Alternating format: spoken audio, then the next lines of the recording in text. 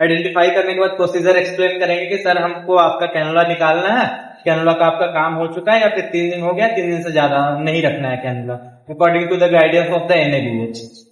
NABH के guidance के according sir हम आप ये कैनुला जो है वो चेंज करना चाहते हैं, इसको निकाल के आपके दूसरे हाथ में दूसरा कैनुला लगा देंगे, या फिर अगर जरूरत नहीं है तो इसको निकाल के काम खत्म कर देंगे, अब नहीं लगाएंगे। तो अब जितने दिन का काम था सर उतना आपका मेडिकेशन चल चुका है, मेडिसिन भी नहीं चल रहा है, तो कैनुला रखना कोई ठीक चीज नहीं है। पेशेंट को कंफर्म करेंगे, कंफर्म करने के बाद प्रोसीजर एक्सप्लेन करते हैं। पेशेंट अगर परमिट करता है कि ठीक है निकाल दीजिए, उसके बाद कैनुला निकालने का प्रोसेस स्टार्ट करेंगे। कैनुला निकालने का प्रोसेस ये है कि सबसे पहले गॉज पीस लेंगे, गॉज पीस को पूरा स्पिरिट से भिगाएंगे। भिगाने के बाद सपोज दैट यहाँ पे फिक्सर लगा हुआ है, फिक्सर को पूरा एकदम ड्राई वेट करेंगे।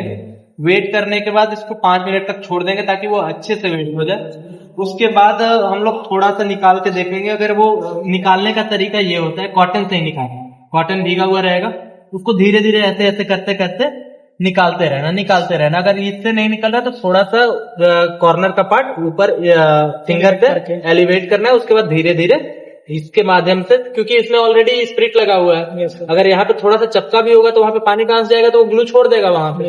इससे धीरे धीरे करते करते इतना इजीली करना है कि पेशेंट को फील नहीं होना चाहिए कि उसको पेन हो रहा है। इस फिक्सर को निकाल दिए, इसके बाद इसको डिस्कार्ड कर देंगे और फिक्सर को भी हम लोग डिस्कार्ड कर देंगे। फिक्सर डिस्कार्ड करने के बाद बच गया हमारा ये कैनुला।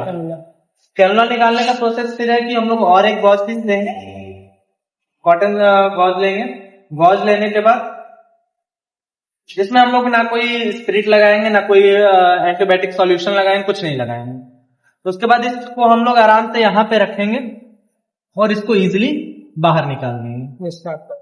और इसके बाद ये अकॉर्डिंग टू द बीन, जिस भी इसको बीन में जाना चाहिए, जो भी डस्टबिन में जाना चाहिए according to the colour coding, उसके हिसाब से पहले तो इसमें डिस्कार्ड करेंगे। उसके बाद यहाँ से प्रॉपर जाके एक एक बीन में हम लोग इसको डिस्कार्ड करना स्टार्ट करेंगे। और पेशेंट को अगर खुद कैपेबल है तो पेशेंट को बोलेंगे कि सर इसको थोड़ी देर पकड़ के रखिएगा ताकि यहाँ का जो ब्लड है वो क्लॉट हो जाए और यहाँ से बाहर निकलने ना पाए।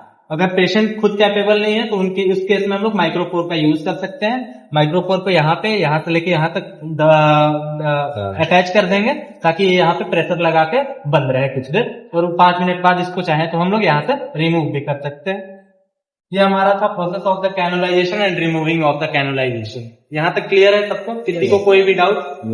यहाँ तक के प्रोसीजर में किसी को कोई भी डाउट?